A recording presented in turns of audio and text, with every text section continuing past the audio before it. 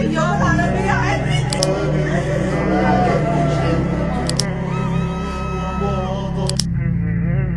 وبعدها بساعات قليلة تأتي التحريات النهائية. السلام علیکم دوستو، میں تو پاکستان کو کمپیئر کیے جا رہا تھا مصر کے ساتھ کہ دونوں ایک ہی جیسے ہیں، لیکن مصر نے تو بھائی تاریخی فیصلہ دے کے یہ سارے کمپیریزن ہی اس نے برباد کر ڈالے ہیں کہ نہیں مصر کو پاکستان سے کمپیئر نہ کرو۔ 6 دنوں میں فیصلہ آ گیا بھائی۔ یہ ایک ہفتہ پہلے ہم نے آپ کو ویڈیو وہ بنا کے بتایا تھا، مصر میں 18 نوجوان لڑکیاں جو انگور چننے والی تھی ان کا بے دردی سے قتل کر دیا ٹریلر ڈرائیور نے رانگ وے سے آ کے، آپ کو یاد ہوگا اسی چینل پہ ہم نے ویڈیو بنائی تھی۔ اب اس کیس کا ایک ہفتے میں فیصلہ آ گیا ہے، آپ حیران ہوں گے، اتنا تیز انصاف، فوری انصاف، بھئی کیا کہنے، سبحان اللہ۔ لیکن جیسے ہی میں نے اس خبر کی وہ تفصیل پڑھی اور دیکھا کہ کیا فیصلہ آیا ہے، پھر میں نے کہا کہ یہ فیصلہ ہے یا یہ کوئی مذاق ہے؟ یہ عدالت اس قاتل کے لیے بنی ہے یا ان مظلوموں کے لیے بنی ہے جو 18 افراد اس دنیا سے جا چکے ہیں، جو 18 خواتین اپنے گھروں کو چلانے والی اس دنیا سے وہ جا چکی ہیں؟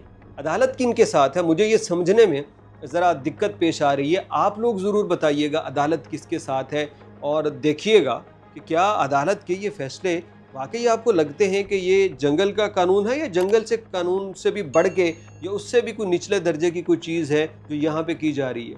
آپ کو بتا دوں کہ 18 لڑکیوں کو جس بندے نے قتل کیا رانگ سائڈ سے آ کے، اس پہ کئی طرح کے الزام ثابت ہوئے۔ نمبر 1، یہ رانگ سائڈ آ رہا تھا، اس کو آنا الاؤڈ نہیں تھا۔ نمبر 2، یہ نشے میں تھا، ایک خاص قسم کا سبسٹنس اس نے لیا ہوا تھا جو نشہ آور تھا۔ اور نمبر 3، اس کے پاس لائسنس نہیں تھا۔ ان 3 غلطیوں کو ذرا جمع کیجئے۔ پوری دنیا کے مہذب معاشروں میں قانون یہ ہے کہ اگر روڈ پہ ایکسیڈنٹ سے کوئی مر جائے تو اس کو قتل عمد نہیں گنتے، یعنی جان بوجھ کے قتل نہیں کیا، لیکن اگر کوئی ریڈ لائٹ کراس کرتا ہے، رانگ سائڈ سے آ کے ہٹ کرتا ہے، وہ کہتے ہیں یہ عمدن قتل کے مترادف ہے کہ جان بوجھ کے قتل کرنے والا جرم ہی اس پہ لگے گا۔ اس بندے نے کئی طرح کی غلطیاں سنگین کی اور 18 لوگوں کو مار دیا، اور عدالت نے اس پہ پتہ کیا حکم سنایا؟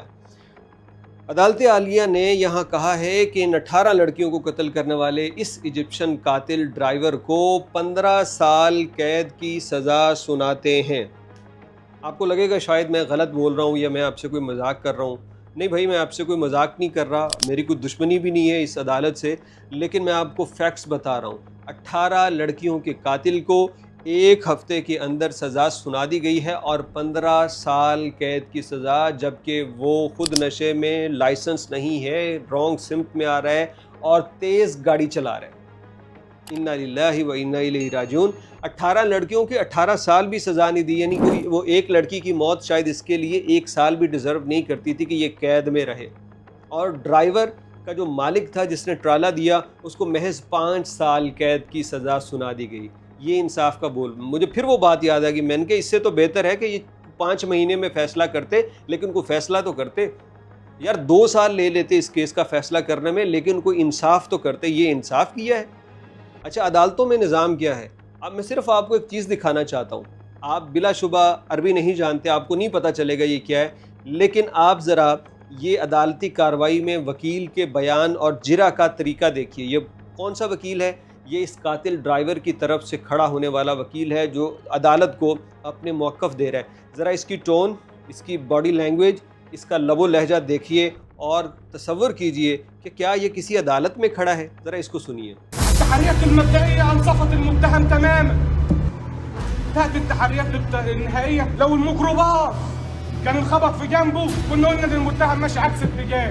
طب عشان العربية التريلا تطير تسقط فوق الميكروباص مش لاقي جناحات. تو جناب یہ ہے اس قاتل ڈرائیور کا وکیل جو عدالت میں کھڑے ہو کے دلائل اور بیان دے رہا ہے۔ ذرا اس کے آپ باڈی لینگویج کو دیکھ کے فیصلہ کر لیجئے کہ پھر کیا توقع تھی کہ عدالت کیسا فیصلہ کرتی۔ مطلب جو قاتل ہوتا ہے نا، اس کے وکیل صفائی یا جو بھی ہوتے ہیں وہ بڑے سہمے ہوتے ہیں، آواز نیچی کر کے بات کرتے ہیں عدالتوں میں، اور یہاں پہ یہ بندہ یوں بات کر رہا ہے جیسے اپنے ڈیرے پہ آئے ہوئے سائلین سے بات کی جاتی ہے، جیسے پتہ نہیں یہاں بھی کوئی ایک گروپ ہے، بڑا گینگ قسم کا لیول ہے، اور وہ اپنے ماتحتوں سے بات کر رہے ہیں۔ تو اس کی باڈی لینگویج سے آپ کو اندازہ ہو جاتا ہوگا کہ پھر عدالت فیصلے کیا کرے گی۔ انا للہ و انا الیہ راجعون۔ جب یہ ہوتا ہے نا تو پھر مزید ظلم، بد امنی اور یہ سارا کچھ پھیلتا ہے۔ اب ان 18 بچیوں کے گھر والوں کو کیا تسلی ہوگی؟ ان کی جان لے لی ایک ڈرائیور نے یار، اور اس پہ یہ فیصلہ کر رہے ہیں۔ پھر کہتے ہیں جی ملک ترقی نہیں کرتے، IMF ہم پہ قابض ہو گئی۔ پھر وہاں بھی کہتے ہوں گے امریکہ ہمارا دشمن ہے، یورپ ہمارا دشمن ہے، مغرب نے سازش کر دی، فلاں ہمارا قاتل، فلاں ایسا۔ اب اس میں کون سا امریکہ ہے مجھے یہ بتاؤ، اس میں کون سے یورپ کی سازش ہے، کون سی یہودی سازش ہوگی اس کے اندر؟ تو یہ میں اس لیے کہہ رہا ہوں کہ ہماری عدالتوں میں بھی ایسا کچھ ہوتا رہتا ہے، لیکن اتنی اندھیر نگری پھر بھی نہیں ہے بھائی ہماری عدالتوں میں بھی۔ آخر معاملہ ٹھنڈا کرنے میں کچھ بھی 2-4 مہینے لگا ہی دیتے ہیں۔ ہمارے بھی وہ کراچی کی سیٹھانی روڈ پہ آ کے بندے پھڑکا کے چلی جاتی ہے، مار دیتی ہے، اور بعد میں وہ چھوٹ جاتی ہے، لیکن اس کو بھی کچھ ٹف ٹائم، کچھ نہ کچھ دن ملتا ہے۔ یہ نہیں ہے کہ 6 دنوں میں فیصلہ ایسا سنا دو جو قطعی طور پہ انصاف پہ مبنی نہ ہو۔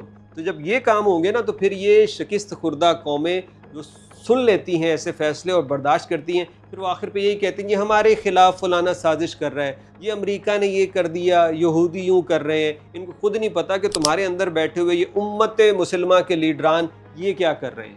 یہ امت مسلمہ کے بڑے بڑے نام، یہ ہر رمضان جا کے مکے اور مدینے میں گزارنے والے، یہ عمرے اور مدینے کی تصویریں شیئر کرنے والے، یہ بڑے بڑے لیڈران جتنے بھی گزرے ہیں، جو بھی ہیں، یہ سارے ایک ہی کام کرتے ہیں، اور وہ مشترکہ ظلم ہے جو اپنی عوام پہ کرتے ہیں، کبھی ناانصافی کر کے اور کبھی ٹیکس کے پیسوں سے اپنی عیاشیاں کر کے۔